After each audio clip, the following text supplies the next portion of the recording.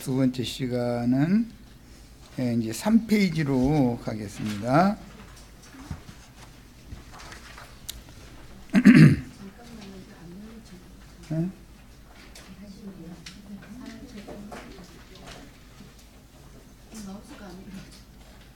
마우스가 또 안 돼?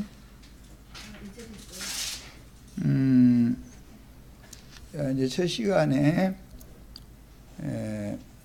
예수님과 마르다와 마리아와의 그 특별한 관계, 그 다음에 유대인들이 이제 거기에 함께 있지만, 인간적으로 보면 그 유대인들이 마르다와 마리아와 나사로를 평상시에 알고 지냈기 때문에 지금 초상났으니까 위로해 주러 온 사람들이잖아요. 그러면 성경이 말하고자 하는 의도를 잘 정확하게 이제 짚어야 되는 거예요. 인간적인 그 친근 관계와 진리 안에서의 관계성은 엄격하게 이것을 분별해서 봐야 된다는 거예요. 유대교 지도자들이나 유대교인들은 형제 사랑을 서로가 사랑해야 된다고 해가지고 자기네 예배당에, 특히 자기네 예배당 다니면서도 자기의 구역 식구라고 예를 들자면, 그러면 간슬게 다 빼주죠. 자기가 전도한 어떤 사람이 애 낳아가지고 있어서 오늘 애 때문에 뭐 여러 가지 일도 있고 그래서 교회 못 가겠다고 그러면은 부역장님이 애 짊어지고 앞장서지요. 그럼 따로 나서지요. 자기 아이들한테는 과자 부시래기 하나도 안 사주면서도 걔를 위해서는 차비 대줘야 되고 과자 사줘야 되고 아깝지 않게 다 해주지요. 자, 그런 관계를 잘 생각해 보라 이거예요. 3페이지로 갑니다. 31절. 마리아와 함께 집에 있어 위로하던 유대인들은 그랬어요. 그러니까 마리아와 마르다와 친근하게 잘 지내는 사람들이지 나쁘게 지내는 사람들이 아니잖아요. 그런데 문제는 유대인들이라는 거죠. 이게 문제는. 그런데 이들 중에는 예루살렘 대제사장 무리한테 가서 고자질해 가지고 예수님 죽이는 무리가 스파이가 섞여 있죠.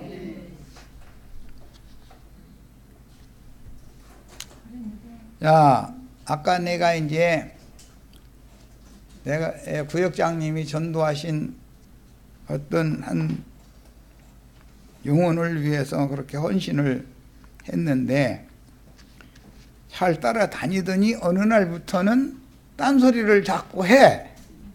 그러면은 나중에 알고 봤더니 진리를 추구하는 어떤 사람들을 만나서 다른 얘기를 들은 거예요. 말하자면.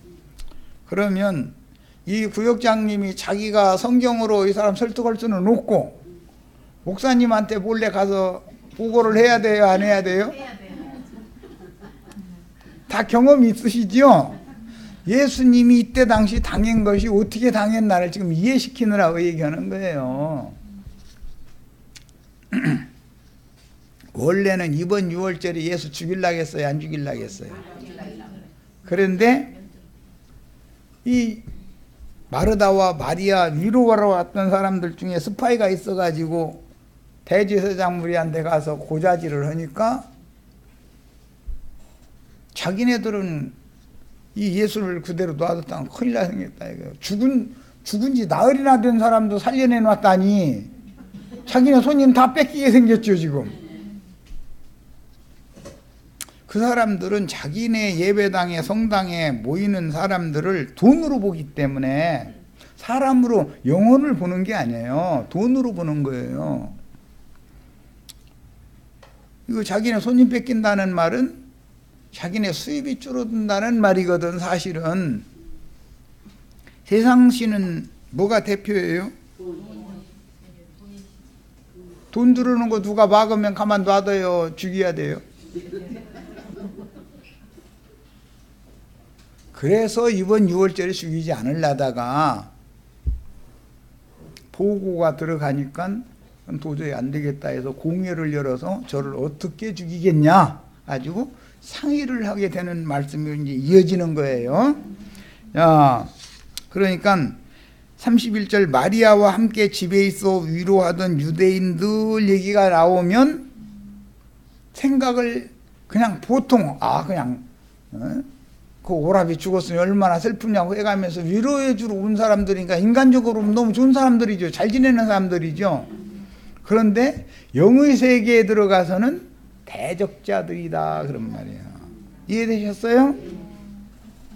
자, 그런데 마리아한테 슬쩍 와서 귀띔을 하는 거예요. 그런데 마리아는 눈치는 빨라 얼른 슬픔에 젖어 있다가 벌떡 일어나가지고 나가는데 주님이 오셨다고 광포하고 나간 것도 아니죠. 지금 귓속말로 했으니까 너만 슬쩍 나와 이제 이렇게 했다는 거 아니에요. 그런데 유대인들이 또 눈치는 여간 빨라. 또 그가 급히 일어나 나가는 것을 보고는 곡하러 무덤에 가는 줄로 생각을 하고서 따라오더라는 거예요. 또 이 사건만 없었으면 나사로 살리는 것을 못 봤죠. 이 유대인들이 못 보면 대제사장무리한테 가서 보고를 해요, 안 해요? 그냥 방에 그냥 있어야 되는데 이 마리아를 덜커놓고 따로 나서는 바람에 이게 문제가 사실 된 거예요, 지금. 그래서 내가 구역장님 아까 전도해 가지고 하는 얘기 내가 일부러 이해시키려고 미리 해놔둔 거예요. 우리도 다 이해했죠. 전도해서 잘 따라오더니 뭔가 딴소리 해가면서 잘 안 올라가서 그래서 하면은 자기가 성경으로 가르쳐서 뭐 때문에 그러는 거 알아봐가지고 성경으로 진리를 가르쳐서 진리의 하나님께로 인도할 능력은 없고 그러면은 목사님한테 보고할 수밖에 없는 거예요. 그럼 목사님이 이제 오지 말라게도 이제 늑달같이 권사님 몇 분 모시고 부목사님 모시고 사과 몇 개 사오고 뭐 이제 뭐 닭이라도 몇 마리는 아니지만 한 마리 이렇게 사 들고 이제 권사님들 쭉 따라서 이제 와가면서 와가지고서는 손뼉쳐가면서 성령이 오셨네 이제 몇 자리 부르고 목사님 오신 게 성령이 오신 거니까 그들의 생각에는 그러고 나서 오지 말라고 듣기 싫다는데도 앉혀놓고 나서 설교를 1시간 내에 해야 되는 거예요. 그러면서 막 떠날 때는 그냥 떠나요? 남편이 하는 일도 잘 되게 해주시옵시고 이 아이도 건강하게 잘 자라가지고서 막 훌륭한 사람 되게 해주시옵시고 막 지금 여기 세 사는 집인데 장막을 예비해 주시옵시고 막 이제 축복을 빌어주지요. 그러면은 진리를 가르친 사람의 말을 들으려다가 또 이쪽으로 기우는 거예요. 이제 또 왜? 진리를 가르친 사람은 그런 축복을 안 해주고 진리 말씀만 해주고 나니까 나라도 못하겠고 그런데 이 사람이 하는 말이 맞은 것 같은데 이건 너무 사랑이 없는 거야. 지금 목사님이 권사님 모시고 이렇게 몇 분 오고 나더니 마음을 동목해 놓고 가는 거예요. 그럼 이쪽으로 갔다 이쪽으로 갔다 이렇게 하다가 떨어질 사람은 어차피 떨어지지만 도로 잡아간다 이거예요. 그건 뭘 말하는 거예요? 출애굽을 완전히 했다는 거예요. 추격하는 바로의 군대에게 붙잡혀서 도로 잡혀갔다는 거예요. 그렇게 예수 믿어야 되겠어요? 영이 강하고 담대하셔야 되겠죠? 영분별이 필요한 거예요. 진리에 대한 분별력이 필요한 거예요. 이제 들기가 필요해. 자, 마리아가 예수 계신 곳에 가서 배웠고 예수는 동구박 과수원길에 그냥 서 있는 거예요. 예수님이 몇 발짝 더 가서 집에 들어가지 않은 것은 예수님이 뭘 몰라서 그러는 거예요. 예수님이 뭔 생각이 있어서 그런 거예요. 이 유대인들을 따라 나오리라고는 생각도 않고 마리아만 그래서 슬쩍 마리아만 오라 해라 그랬던 거 아니겠어요? 마르다 보고 그 집에 들어가면 유대인들이 회방 놓을 건 뻔하잖아요. 그냥 집에 안 들어가려고 그러는 거예요. 예수님은 지금 마르다와 마리아에게 내가 그 부활이요, 내가 그 생명이다, 너 이거 믿어야 하나님의 영광을 볼 수 있다, 이걸 가르쳐주고자 하는 거잖아요. 네 오래 미대가 오늘 살려놓게 그 말이야 사실은. 그런데 마르다와 마리아만 보는 데서 살리고 싶은데 유대인들이 덜렁덜렁 같이 따라 나와가지고 이게 사단이 벌어지기 시작하는 거예요 지금. 그런데 마리아가 그때 당시 뭐라고 얘기를 하느냐면, 주께서 여기 계셨더라면 내 오라버니가 죽지 아니하였겠나이다 하더라 그랬어요. 예수님은 죽어야 되는데 인간들은 죽지 않아야 된다고 생각하죠. 하여튼 죽는 것이 제일 싫어. 하여튼 죽는 것이. 예수님이 여기 계셨더라면 우리 오라버니 죽지 않았을 텐데요 하는 말은 원망 섞인 말이에요, 기분 좋은 말이에요. 예수님이 진작에 좀 오시지 왜 이렇게 늦게 왔냐, 사실 그 말이죠. 예수님이 생각에는 이때 오셔야 돼요. 일찍 와서 죽으려고 하는 사람 살려줘야 돼요. 죽으려고 하는 사람 살려놔서 몇 년 더 살게 해주면 안 죽어요? 어차피 죽겠죠. 그러니까 신방 늑달같이 다니는 목사님들 잘 생각해 보시기를 바래요. 이건 뭐 우리 형제 자매들 보는 얘기가 아니야. 뭔 일 있단다 하면은 오지 말라겨도 늑달같이 달려오죠. 막 때로 막 달려오죠. 그런데 또 뭐 과일이라도 좀 들고 이렇게 이제 권사님들이 따라서 오지만, 목사님이 축복해주고 떠날 때 권사님이 슬쩍 가서 귀띔해 주죠. 귀띔해줘요, 안 해줘요? 뭐라고 귀띔해요? 엽이라도 좀, 기름값이라도 좀, 뭐 이러죠. 그런데 기름값 그렇다고 거기 그 예배당에서 자기 집까지 주는데 기름값 5,000원 들어서 5,000원만 주겠어요? 5,000원 주면 집어 던지고 갈 거라마? 길바닥이다? 다 그 사람들의 세계는 그렇죠. 그게 종교 체제다 이거예요. 종교인들이라는 건 항상 그렇게 돌아가는 거예요, 이게.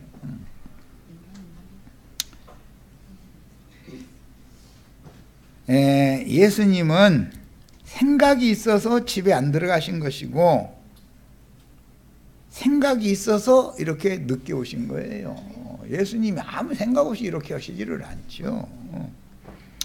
자, 33절에 예수께서 그가 우는 것과, 그는 누구죠? 마리아예요. 마리아. 이 울음 속에는 주님에 대한 원망이 있어요?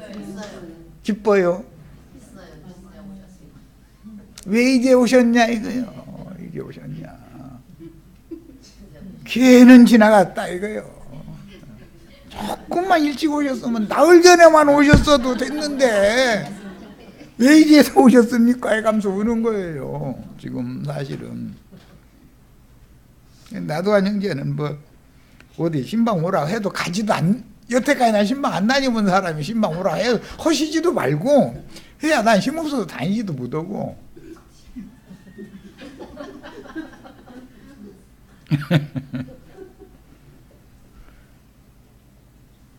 예수께서 그가 우는 것과, 이건 그녀예요, 마리아. 또 함께 온 유대인들이 우는 것을 보시고, 이 함께 온 유대인들이 이거 울음판 난 거야 이제.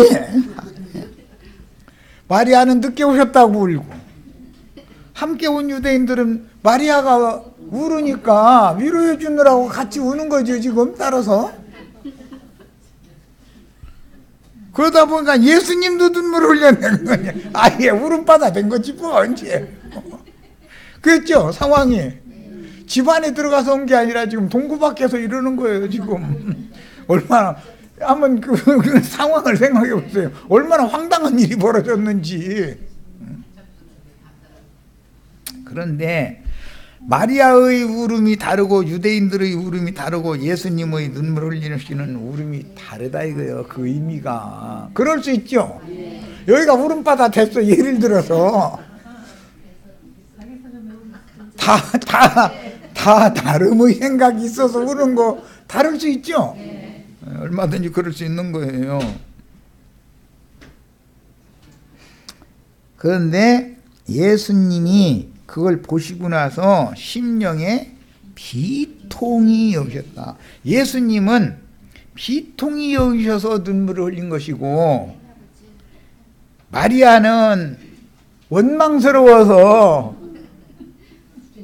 나흘 전만 오셨으면 될 모이를 나흘 후에 와가지고 우리 오라비 죽어서 지금 장사된 지가 나흘이나 됐는데 도대체 왜 이렇게 늦게 오셨냐 그런 뜻이고 유대인들은 위로하느라고 우는 거예요. 이 마리아를 위로하느라고 지금. 그게 울음이 다 각각 다르지요 지금. 상황 이해하셨죠?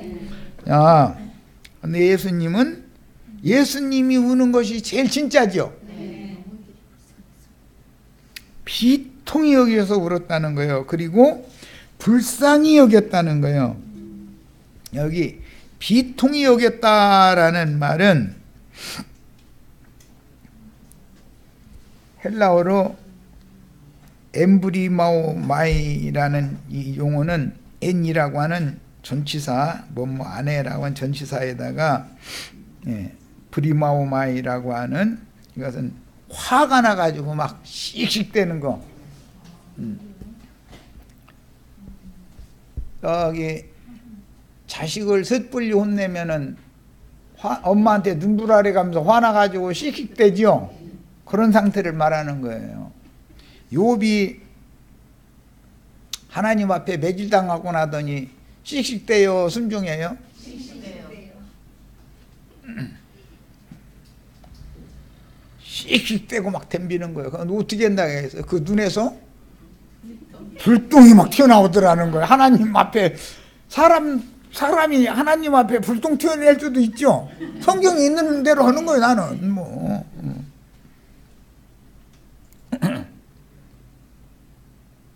그 남편과 아내가 싸울 때도 아내의 눈에서 불똥 튀어나오면 남편 눈 깔죠. 남편이 같이 불똥 튀면은 그 집안 박살 나잖아요. 그러니까 누가 져요? 아내가 진 것 같으지요. 아내는 한 번도 지는 일 없어요. 그런데 밖으로 말할 때는 내가 저 양반한테 다 진대.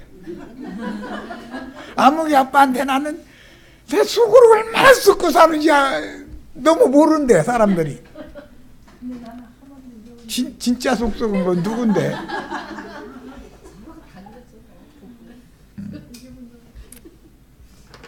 아내가 불똥 튕기면 남편 눈 까는 거예요. 그러고 성질 난치하고 문 꽝 하고 닫고 나가지만 남편이 밖에 나오면 갈 데가 있어야 말이지. 그래서 뭐 어린이 놀이터 이런 데 가서 이렇게 애들 그네 타는 거 이렇게 구경하고 앉았다가 참 내가 한숨스럽다 하면 도로들었죠. 꽝 닫고 들어갔으면 안 들어와야 되잖아. 성질 났으면. 아내는 성질 나면 나가가지고 꼭 시장에 가서 뭐 사더라고. 그죠? 화풀이를 하는 거예요. 가서 다니면서 구경하고 아이 쇼핑 하고라도 다니다가 애들 뭐 저녁 때 뭐 해주려고 뭐 사갖고 들어오거든. 아내는 성질 나면 거기 가서 푸는 거예요. 장 보는 걸로. 그런데 남편이 장 보는 것도 없잖아. 어떻게 해요? 공원에 가서 이러고 애들 노는 거 구경하다가 해 떨어지면 들어야지. 어떻게 이렇게 어디가. 이렇게 살지 마시라고. 잘 행복하게 사시라고 하는 소리요. 알콩달콩 사는 게 낫지. 그런데 주님께서 비통이 여기셨다라고 하는 이 용어는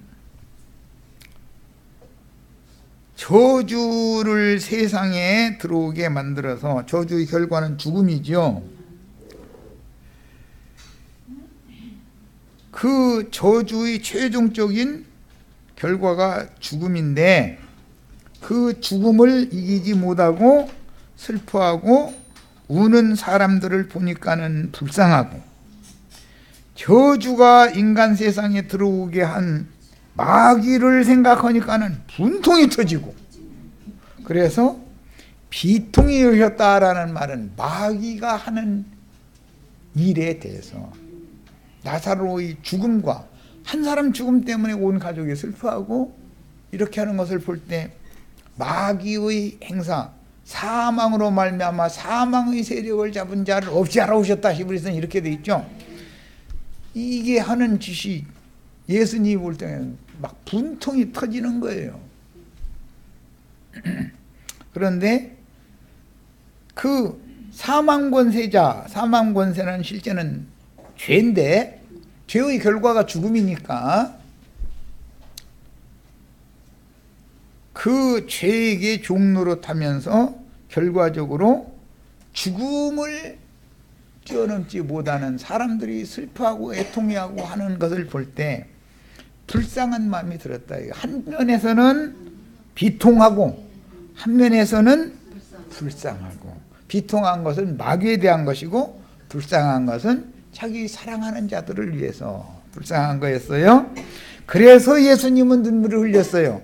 그러니까 예수님이 흘리는 눈물 다르고 마리아가 흘리는 눈물 다르고 유대인들이 우는 것은 다르죠. 예.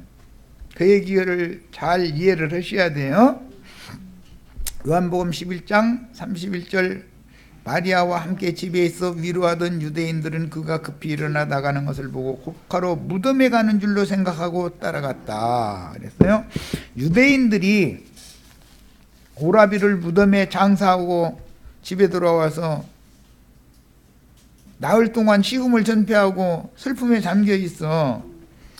이 마리아를 또 마르다를 위로해 줬다라는 걸 보면, 인간적으로 보면 그 유대인들이 참 좋은 사람들이죠. 마르다와 마리아와 나사로가 삼남매인데 가장인 오라비가 죽었으니 얼마나 허탄하겠어요. 언니는 그래도 그 동네 신문이라는 사람과 지금 혼인 중에 있잖아요. 그렇지만 이건 마리아는 처녀잖아요. 오라비 떠나니까 혼자 남은 거야 덜렁 지금. 나는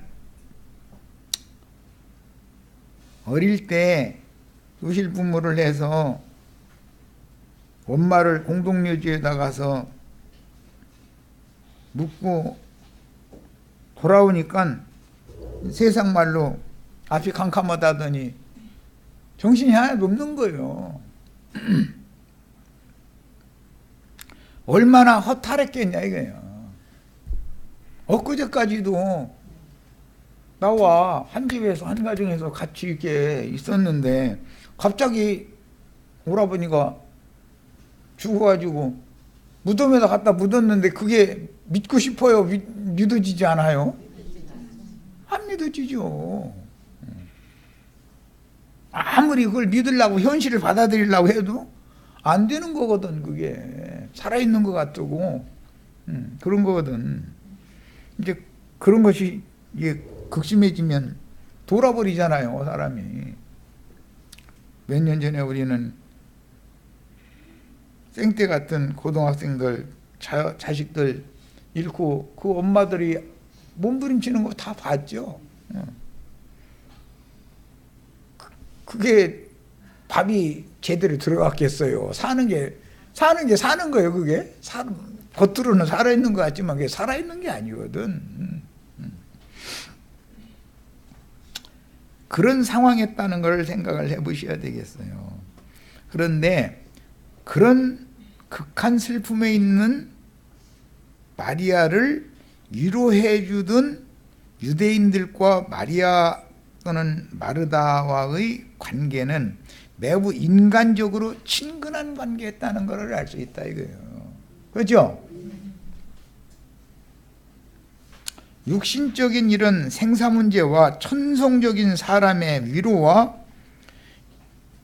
육체로는 죽은 시체의 무덤과 육신의 생각에 의한 슬픔과 애곡 등은 영적인 생명과 영적인 위로와 살았다 하나 죽은 자들인 영적인 시체들과 영적으로 죽은 자들의 무덤에 대한 이상을 깨닫게 해주는 표적일 뿐이지만 유대인들이나 현대의 기독교인들은 영의 일에 대해서는 아예 관심도 없다. 이런 성경을 읽을 때 이 말씀 속에 무슨 의미가 있는지에 대해서는 관심도 안 갖는 거예요. 그런데 성경 다 안다고 해버리는 거예요. 32절 마리아가 예수 계신 곳에, 그것은 집에 들어오지 않고 동굴 밖에 계셨었기 때문에 그래요. 그것은 마리아에게 내가 그 부활이요 그 생명이라는 것을 가르쳤던 것처럼, 마르다에게 그걸 먼저 가르쳤던 것처럼 마리아에게도 이걸 가르치고자 하는 거예요. 그런데 유대인들에게는 이걸 숨기고자 하는 거예요, 사실은. 남은 자 7천에게나 하나님의 비밀을 가르치고자 하는 것이지, 율법 종교 체제에 갇혀서 형식적인 종교 생활하는 사람들한테 주님이 그 부활이요 그 생명이라는 것을 그들한테 가르치면 그들이 받아들일 거예요? 예루살렘에 가서 고자 지를 거예요? 예수님은 다 알고 있었던 거예요. 그래서 집에 안 들어가시고 슬쩍 불러내게 한 건데 이게 유대인들이 따라 나오게 된 거예요. 물론 이렇게 한 것도 하나님의 뜻이 이루어져야 되니까. 왜? 예수는 이번 유월절에 꼭 죽어야죠. 유대교 지도자들은 이번 유월절에는 죽이지 말자 그러죠. 하나님의 뜻이 이루어져야 돼요. 유대교 지도자들의 뜻이 이루어져야 돼요. 그래서 이 일이 세상 말로는 삐끗 뭔가가 잘못됐지만 이것이 잘된 거라 이런 말이에요.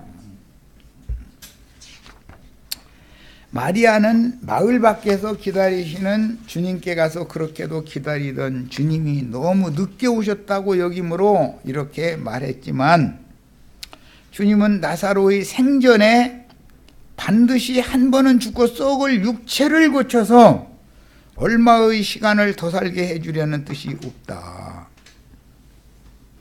살려놔도 어차피 죽을 육체인데 살려놓으면 뭐래? 다 소용없는 짓을 할 필요가 있어요, 없어요? 하나님은 이걸 생각한다, 예수님은.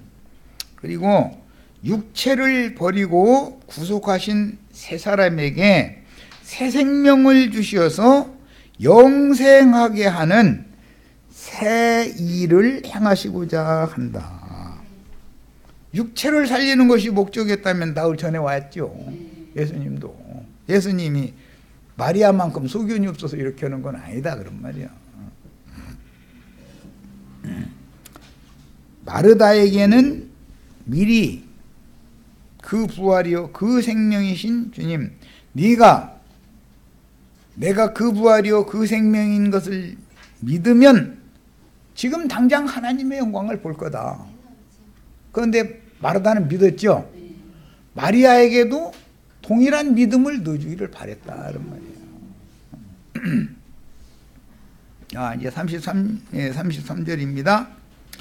예수께서 그녀가 우는 것과 또 함께 온 유대인들이 우는 것을 보시고 심령에 비통히 여기시고 불쌍히 여기셨다. 이미 큰 윤곽은 설명을 했어요. 셋이 다 우는 목적이 다르죠. 의미가 다르죠. 지금 마리아와 유대인들이 우는 이유는 육신의 죽음에 대하여 슬퍼하기 때문이지만, 나사로의 죽음을 슬퍼하며 우는 자들을 보시는 주님의 심령에 비통히 여기시고 불쌍히 여기심으로 우시는 것은 아담의 범죄로 말미암아 세상에 들어온 저주의 원흉인 마귀의 사망 권세에 대하여 분개하셨다는 뜻이다. 우리 번역에는 비통히 여겼다라고 되어 있는데 분해서 씩씩거리는 그런 상태를 말하는 거예요. 막 예수님이 막 숨이 막 거칠어진 거예요. 그 다음에 슬픔과 사망의 저주를 벗어나지 못하는 인간들을 볼 때는 너무 불쌍했기 때문에 예수님은 참 복잡한 심정으로 우신 거죠. 그러니까 유대인들이 대대로 고대하던 메시아는 애굽에서 흙에 관련된 땅에 동사하는 거, 땅에 흙 미겨가지고 벽돌 만들어서 국고성 짓는 거, 맨 흙과 관계되는 일을 하느라고 종살이 했죠. 그런 노동으로 고생하는 히브리인들을 바로의 손에서 건져내어 구원하는 사역을 수행한 모세의 사역이 유대인들이 고대하던 메시아의 사역이었다. 그래서 너와 같은 한 선지자를 세울 것이다 할 때 모세와 같은 선지자가 또 온다고 믿었다 이거예요. 자, 그랬는데 출애굽과 광야에서 인도 직분을 주도한 모세의 사역은 예수의 완전한 메시아 사역에 대한 모형이었던 것이다. 구약 성경에 나오는 모세는 하나님의 사람 예수에 대한 예표, 모형의 사람이죠. 그래서 모세의 사역은 모형일 뿐이지 완전한 것이 아니다 이거예요. 그림자일 뿐이지. 자, 예수는 단순히 세상에서 육신이 살아남기 위해서 땅의 일들로 고욕당하는 인간들을 건져내어 광야로 인도하는 것이 아니다. 세상 교회 목회자들이 사람 만나서 축복해 주는 것은 전부 제일 먼저 사업의 축복부터 따지고 들어가죠.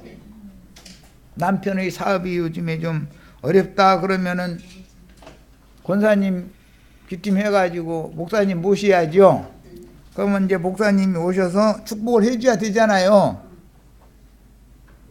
이 남편은 사업이 요즘에 힘들다니 주여 삼창하고 같이 합심해서 기도를 해가지고 사업을 다시 일으켜 주실 줄로 믿사옵나이다 막 이제 이래가면서 그 힘든 자매 보고는 믿었으면 받은 줄로 믿어라.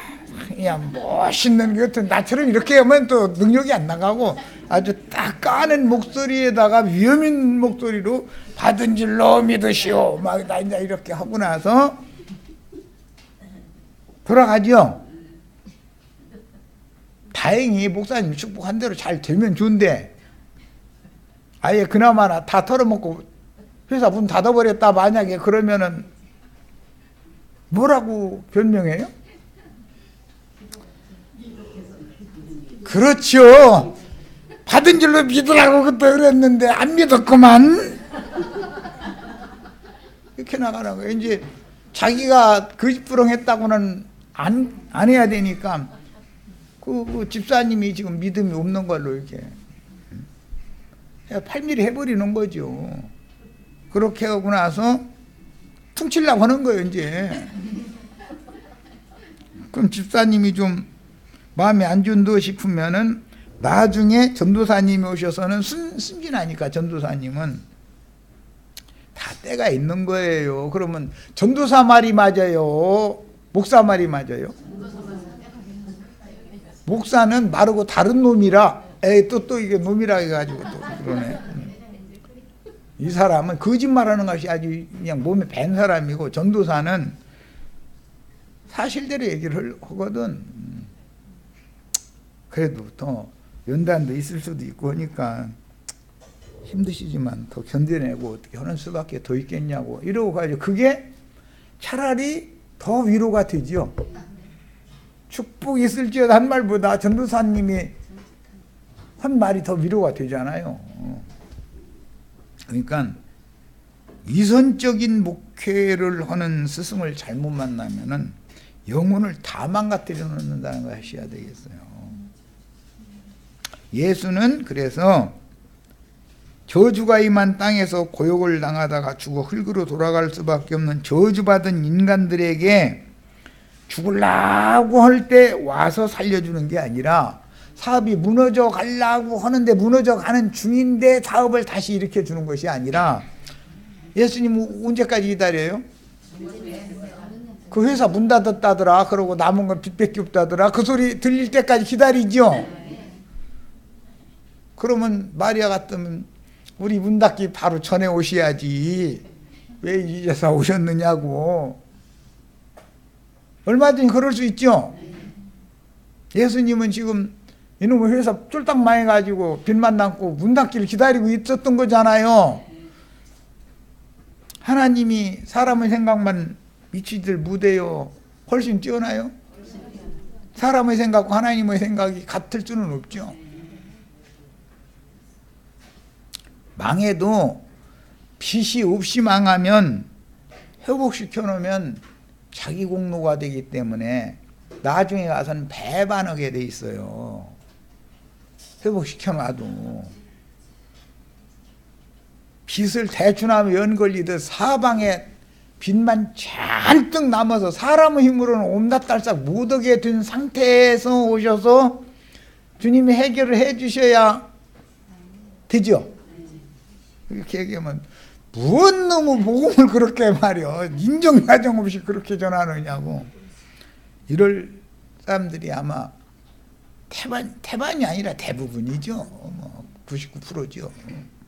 그런데 주님은 죽을 뻔한 상태에서는 와요, 안 와요?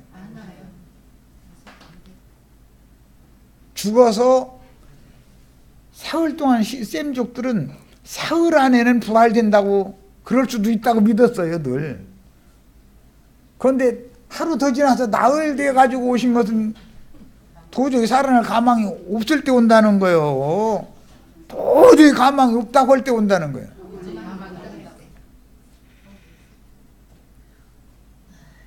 신방을 예수님은 그렇게 뭔 소리 들었다 해가지고 득달같이 쫓아오지를 않아요. 사업이 힘들어지고 문 닫게 생겼다고 아슬아슬하다고 돈 빌려줄 사람도 없고 부도 나게 생겼다고 할 때 부도 안 나게 해주러 오시면 돼요, 안 돼요? 부도 나고 빚은 빚대로 담뿍 져가지고 회사는 원래 팔았으면은 100원 받으려면 걸 30원밖에 안 주겠다고 하는데도 헐수시 팔아 댕길 때쯤 돼야 그때 오셔야죠. 이게 복음이에요. 이게 목사님들 잘 들으셔. 내가 지금 목사님들 복음을 제대로 전하고 있는지 가짜 복음이랍시고 거짓 부렁하고 있는지 도저히 가능하지 않은 사람으로서는 할 수 없는 그것을 누구만 하실 수 있다? 사람이 할 수 있는 것이라면 가능이 있으면 네가 알아서 잘 해봐. 그러고 놔둬야지.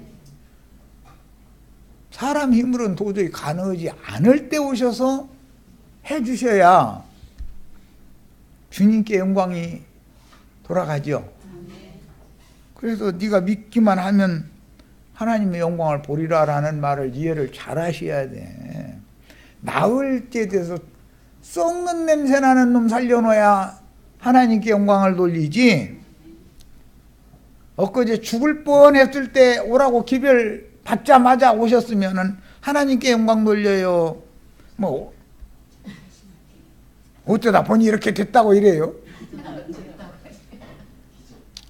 우연이라는 것도 있잖아. 또 이렇게 나오죠. 그게 믿음이에요. 마르다의 믿음을 마리아에게도 지금 주님은 심어주시고자 하는, 믿음을 심어주시고자 하는 거예요. 그 누구도 이길 수 없는 어둠과 죽음의 권세를 이기고 영생을 얻게 해주려고 오신 메시아께서는 나사로의 죽음을 슬퍼하며 육체로 죽지 않기를 바라는 마음에 예수님이 너무 늦게 오심으로 오라비가 죽었다고 생각하고 우는 마리아와 또 그 마리아를 위로한답시고 울고 있는 유대인들을 보실 때 어둠과 사망 권세에 대해서 비통이 여기셨다. 비통이라는 말은 분해서 씩씩된다고 말이에요.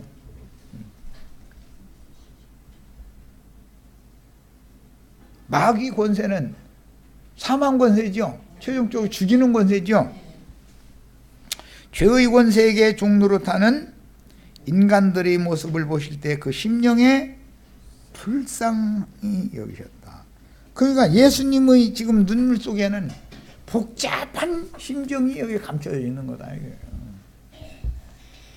자, 이제 34절 35절로 갑니다. 이르시되 그를 어디 두었느냐. 그는 누구죠? 네, 나사로를 말하는 거예요. 어디 두었어요?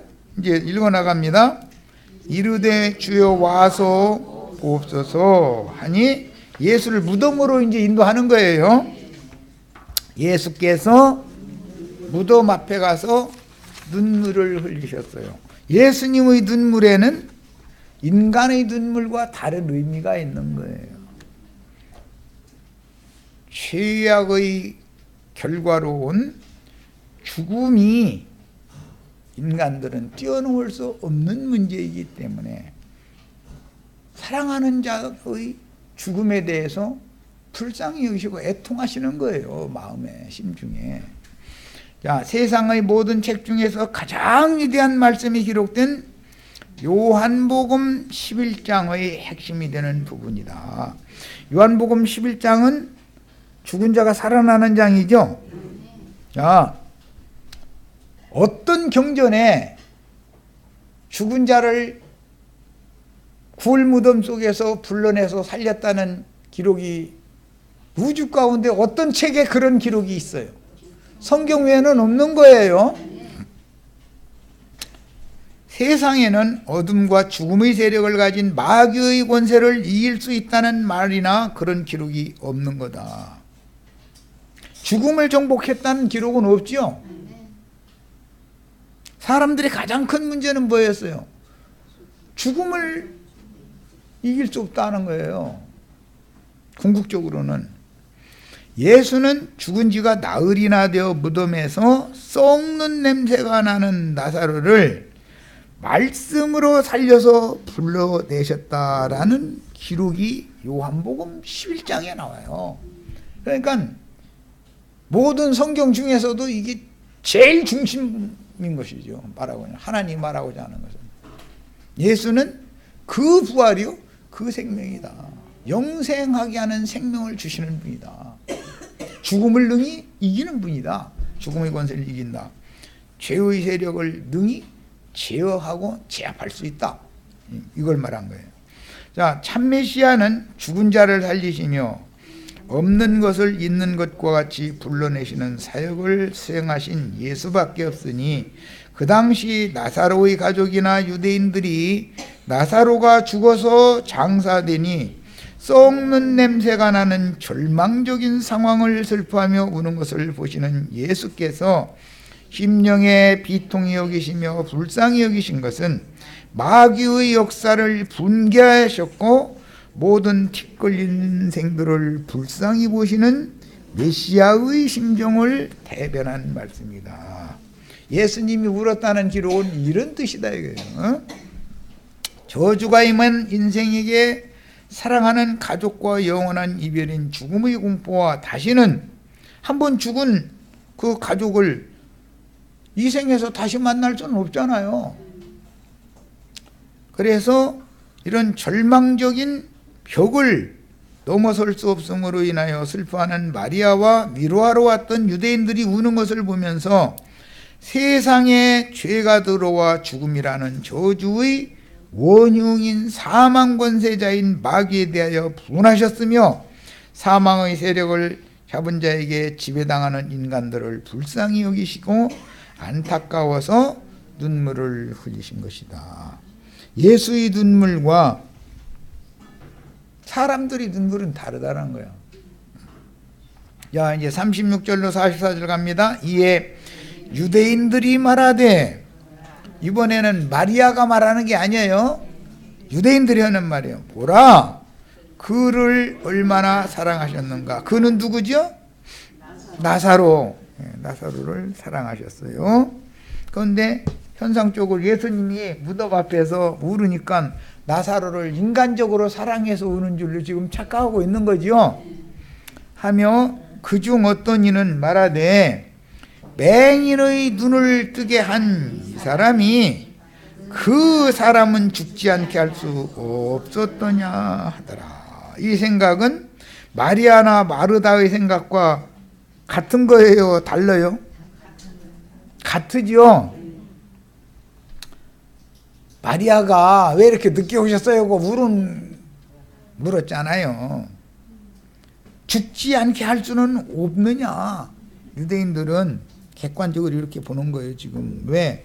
이미 9장 10장에서 소경 눈 뜬 얘기, 그 다음에 10장에서는 눈 뜬 자들이 양의 우리에서 갇혀 있다가 예수님께로 나와서 주님을 만난 이야기, 이렇게 앞에 소경이 눈 뜬 이야기 앞에 나왔잖아요. 그걸 이미 이 유대인들이 알고 있다 이거예요. 아니, 날 때부터 소경된 사람, 눈도 뜨게 하던 그런 능력이 있는 사람이 죽을 뻔했을 때 얼른 와서 고쳐놓지 않고서는 왜 인제사 와가지고 죽게 놔뒀느냐. 지금 죽은 다음에 와서 울으면 뭐해? 이랬다 이 말이야. 무덤 앞에 가서 예수님이 눈물 흘리니까 저희가 우는 것과 똑같이 생각하는 거죠. 예수님 지금 그런 생각으로 우는 거예요? 주께서 사랑하시는 죽은 나사로는 독처하던 첫사람 아담에게 돕는 배필을 지어주시려고 아담을 깊이 잠들게 하신 것과 같으니, 나사로가 죽은 것이 아니라 잠들었다. 예수님 그랬죠? 이것은 아담이 죽은 것이 아니라 잠들었다가 깨났죠. 잠들었다가 깨나서 보니까 옆에 웬 여자가 하나 있었죠? 그랬죠?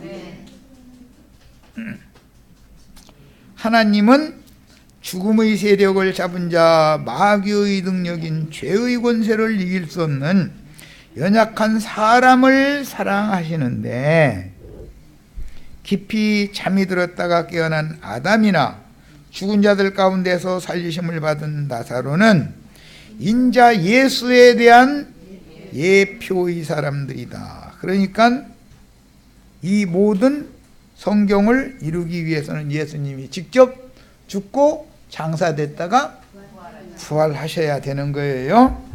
자, 이에 예수께서 다시 속으로 비통히 여기시며, 다시 속으로 또 비통히 여기는 것은 맹인의 눈을 뜨게 한 이 사람이 그 사람을 죽지 않게 할 수는 없더냐라고 비아냥을 대니까 예수님의 눈물에 대해서 오해를 지금 하고 엉뚱한 소리 하니까 또 속에서 끌어오른 거예요. 말하자면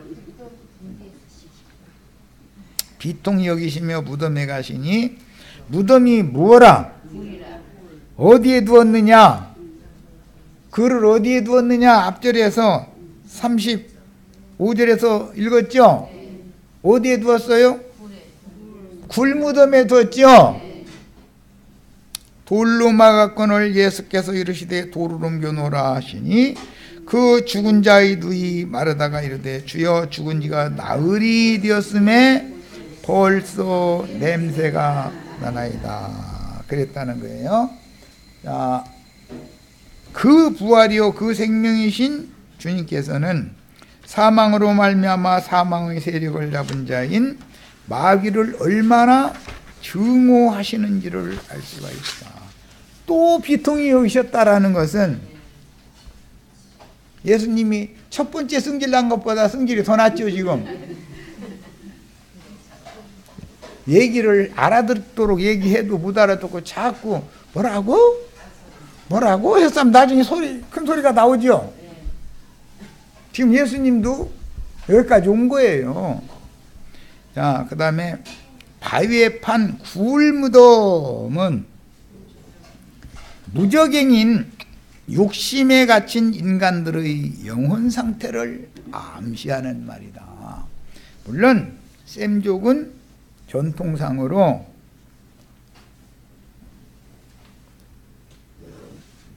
바위 굴 속에다가 시체를 갖다가 넣어두는 것이 그들의 장례법이었어요. 흙무덤에 묻지 않아요. 셈족들은 흙무덤에 들어가는 사람과 바위 무덤에 들어가는 사람은 다른 거예요. 예배당 다니시는 분들은 죽으면 어느 무덤에 들어가요? 흙에서 왔으니까 흙으로 가죠. 그것은 왜? 육체로 믿었으니까 육이 갈 곳은 흙이잖아요. 그런데 흙무덤에 들어가면 누구 밥으로 되는 거예요? 뱀밥이죠. 뱀 보고 너는 종신토록 무엇 먹어라? 흙 먹어라. 흙에서 온 사람이 흙으로 돌아가면 뱀한테 가요? 하나님께 가요? 그런데 며칠 후 요단강 건너가 만날이 찬송해도 소용없죠. 잘 새겨 들으세요. 위로부터 온 영혼은 어디로 가요? 본 곳으로 다 돌아가는 거죠. 본 곳으로. 흙에서 온 것은 흙으로 가는 거예요. 흙에서 온 것은 결과적으로는 뱀밥이 되는 것이고, 위로부터 온 영혼은 그리스도의 먹이가 되는 거예요. 밥이 되는 얘기예요. 자, 그리고 어둠이 가득한 굴무덤 속에 들어가면 밝아요? 어둠이 가득해요? 인간의 타락한 육체의 욕심 속에는 어둠이 가득해요? 빛이 가득해요?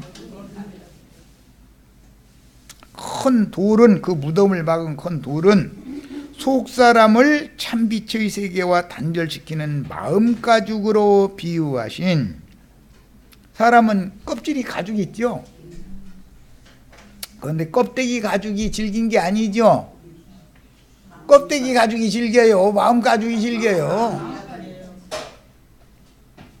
자매님들 얼굴 유수는 이쁘게 생겼지만 남편이 왜 못 당하는지 알아요? 마음 가죽이 너무 질겨서 그래. 면도날로 해도 면도날이 부러져 버려. 면도날이. 남자들은 솔직히 말해서 자매들보다는 마음 가죽이 얇어. 자매가 면도칼 가지고 달라들으면 얼마든지 난도질 할 수 있어. 그런데 남편은 아내 난도질 해오고 돼요. 칼 대려고 하면은 버르르 한다고 세상 말로 해가면서, 어디다 칼 들고 댕기느냐고 해가면서 하다가 안 되면 최종 무기가 하나가 있어. 뭐 하면 돼요? 당신이 날 사랑한다고 꽃 사들고 와서 결혼해달라고 해서 불쌍한 한 영혼 구제해줬더니 오늘날 와가지고 이렇게 나오느냐 이래가면서 펑펑 울어대면 나 친정으로 갈 거야. 나 친정엄마 보고 싶어졌어. 이렇게 나오면 남편이 저요 이게요? 못 당하는 거예요? 못 당하는 거예요. 남자는 여자를 절대 못 당합니다. 못 당해요. 남자가 울면은 뭐라게요? 아내가? 사내가 돼가지고 찌질이처럼 이렇게 나오죠. 그러면 아내 앞에서 창피하니까 못 울잖아요. 그런데 아내는 마음 놓고 막 우는 거예요. 이제 갑자기 나 친정엄마 보고 싶어가지고 친정에 갈 거래. 이렇게 나오는 거예요. 울어가면서. 그러면 내가 잘못했다고 해야 이게 해결이 되지. 그래도 기왕 남자가 칼을 뽑았는데 그거나 보자 이랬다가는 그만 이걸로 그냥 종치자 이러죠. 남자는 종치자 소리 잘해요? 안 해요? 남자는 좀처럼, 남자가 한번 종치자 하면은 진짜 치는 거예요. 그런데 여자는 입에 붙었어. 툭 하면 종치제. 툭 하면. 왜? 마음 가죽이 너무 두꺼워서 그런다 이거예요. 세상사가 다 그래요. 그래서 어둠이 가득한 굴무덤을 막은 큰 돌은 속사람을 참빛의 세계와 단절시키는 마음 가죽으로 비유하신 육적 자아인 죄의 담이다 그래요. 그것이 가로막혀서 하나님과 내 영혼 사이에 상통이 안 되죠. 뭔가 가로막힌 게 있죠. 남편과 아내가 다툼이 났으면 어이구 답답해 왜 그래요? 아내가 먼저 그 소리 하죠. 아내는 얇은 그릇이기 때문에 빨리 끓어 넘치거든. 그러니까 막 답답해 막 못 견뎌하는 거예요. 그런데 그 말은 뭔 뜻이에요? 남편이 벽에 부딪힌다. 내가 뭔 설득을 하려고 해도 남편이 내 말을 들으려고 안 하면은 벽창호라는 말 들어보시죠. 벽창호. 벽에다 대고 얘기하는 게 낫겠어 차라리 이러는 거예요. 남편 암소에도 앉지만 사실은 누가 벽인데 이러고 있는 거예요 속으로. 나는 더 답답해. 그러나 내가 소견 좁은 사람처럼 아내처럼 이렇게 가슴 두들길 수 없으니까 그렇게 못할 뿐이지. 예.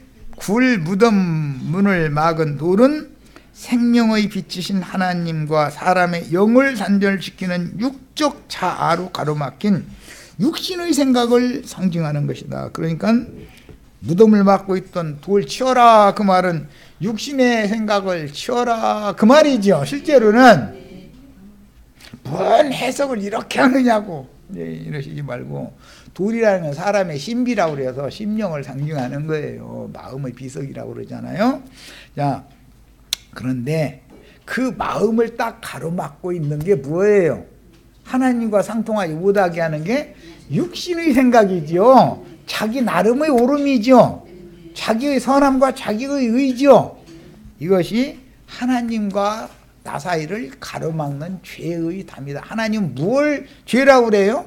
천연적인 인간의 오름을 죄라고 그래요. 인간이 잘못했다고 하면 것을 죄라고 그래요.